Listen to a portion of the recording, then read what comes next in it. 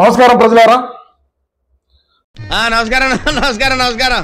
ఏంటి మా పార్టీకు మాకు ఇది జీర్ణించుకోలేకున్నాం. అదే ఏంటా విషయం? చెప్తే చెరిగిపోయే తప్పు కదా సార్ అది. విజయసాయి రెడ్డి గారు తీసుకున్నటువంటి ఒక నిర్ణయం. ఎవరు రేపింది ఏంటా గాయం? ఏమి నిర్ణయం ఏంది? విజయసాయి రెడ్డి అన్న ఏమన్నా అయితే విజయసాయి రెడ్డే కదా ఏటు. ఎక్కడ 420 గడు మా పార్టీలో లంగా పనులు చేసినప్పటికీ, అన్నను తప్పుదోవ పట్టించినప్పటికీ, అన్న కొద్ది రోజులు పక్కన పెట్టినప్పటికీ, మరి దేనికైతే విజయసాయి రెడ్డి ఇటువంటి సంచలనమైన నిర్ణయం తీసుకున్నాడు అనేది మనం ఒక చిన్న వీడియో విశ్లేషణ అయితే చేద్దాం. ఏంది కథ అని అంటే, విజయసాయి రెడ్డి గారు పెట్టినటువంటి ఒక పోస్ట్ ఏదైతే ఉన్నదో ఆ పోస్ట్ ఒకసారి నేను విజయసాయి రెడ్డి గారు తీసుకున్నటువంటి నిర్ణయం పైన మీ అమూల్యమైనటువంటి అభిప్రాయాన్ని తప్పకుండా కామెంట్ రూపంలో తెలియజేయండి. ఇక ఏమైందిరా?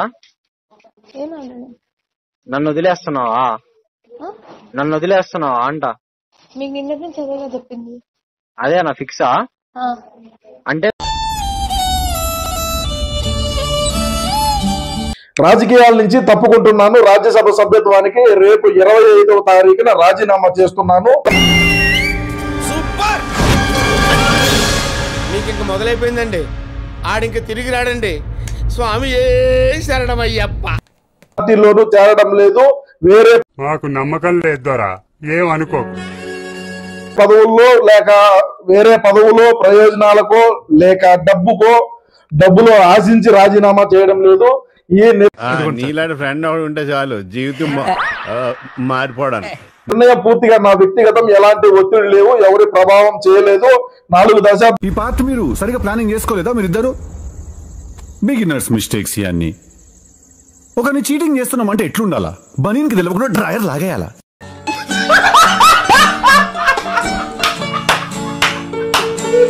ఇప్పుడు విజయసాయి రెడ్డి గారికి ఎందుకు వచ్చింది ఇంత కఠినమైనటువంటి ఆలోచన? ఇంత అయన్నొద్దు, పాయింట్కి రా. ఉంటే ఈ రోజు నువ్వేమో రాజకీయాల నుంచి తప్పుకున్నానన్నావు, మరి కేసులకు భయమా? అన్నయ్య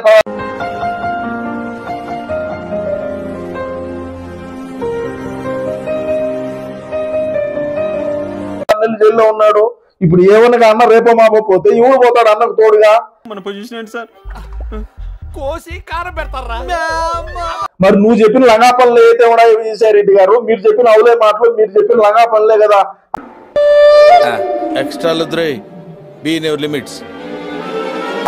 అన్న చేసినాడు. మరి ఈ రోజు అన్నను నడివేట్లో ముంచిపోతారే. ఎంతకి తెగించారా? 11 మంది ఉన్నారు. 11 మందిలో ఈ 11 మంది కూడా ఎవడు ఉంటాడు, ఎవడు పోతాడు, ఆఖరికి అర్థం కావడం అంతా అస్సాం. అస్సామేంద్రా?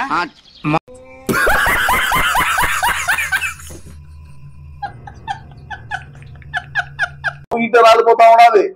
ఇంకా లాస్ట్ పార్టీకి ఎవడు మిగులుతాడు ఈ మాత్రం చేస్తావంటే? నీకు జనాలకు బోర్ కొట్టి వెళ్ళిపోయారు. చావురుగా అర్థం లేకుండా.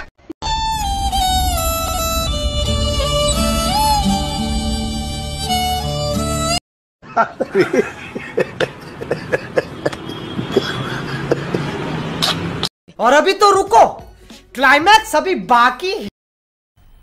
मजा आया, और मैं ये जो मजा है हिंदुस्तान के हर व्यक्ति को देना चाहता हूं.